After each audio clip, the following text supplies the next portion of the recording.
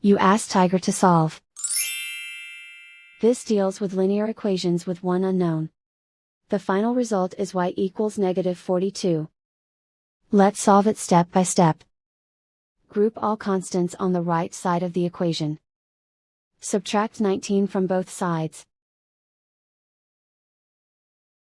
Simplify the arithmetic.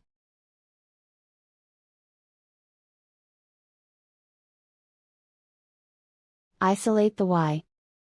Multiply both sides by 3. Group like terms. Multiply the coefficients. Simplify the arithmetic.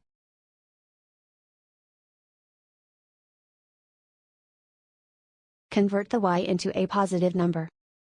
Multiply both sides by -1.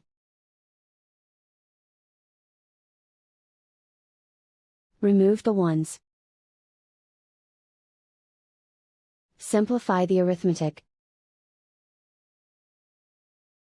And so the final result is y equals -42.